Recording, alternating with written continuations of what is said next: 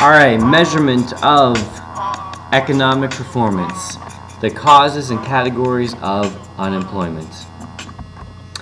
Alright, we have frictional unemployment. So we have different categories. So not everybody's unemployed for the same reason.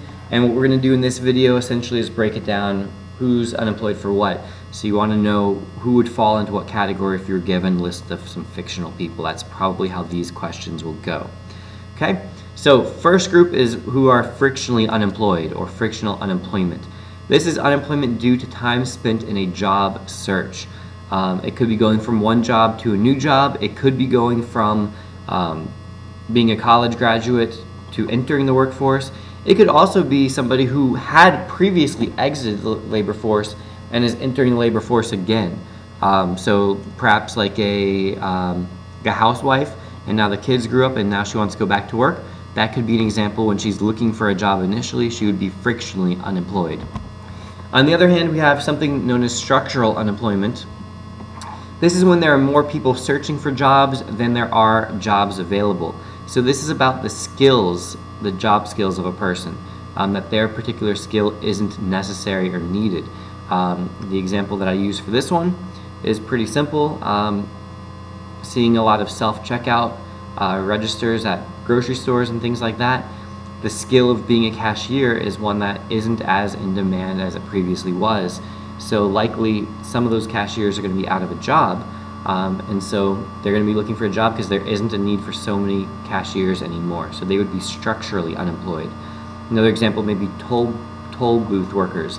A lot of tolls on like the turnpike, they've gone away, been replaced by like a SunPass or something like that. So there aren't as many jobs, so they would be structurally unemployed. We have something that is known as the natural rate of unemployment. And that is equal to frictional unemployment plus structural. So when we talk about the natural rate of unemployment, we're talking about unemployment that is not caused by changes in the business cycle. So this has nothing to do with us being in a recession. It has nothing to do with the economy being good or bad. And you can see here the actual unemployment rate for the last 50 years or so up till 2008. And you see the natural rate there in blue. It's typically between 4 to 6%. This is a little bit old. What I read very recently suggested that the natural rate of unemployment, according to most economists, is somewhere around 4.5% to 5.5%, which is pretty much exactly where we are at this moment, October 2015. So natural rate, frictional plus structural. Cyclical unemployment, on the other hand, this is the deviation of actual unemployment from the natural rate. So if the natural rate is 5% and we have 6% unemployment, what we know is that 1% of that is cyclical unemployment.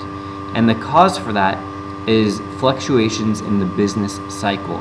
So we talked about this earlier in the year in Unit 1. You have a little model of the business cycle. The words here are a little different than what I use. I use expansion, it uses boom. But either way, when we are going through the recession, we see that that's when unemployment will be higher than the natural rate. When we're going through an expansion, and I'd rather use that word than boom. So when we're going through an expansion, we will have unemployment that is possibly lower than the natural rate. So that's cyclical unemployment. It's the deviation from the natural rate. And that's it. So this has been a La Money production.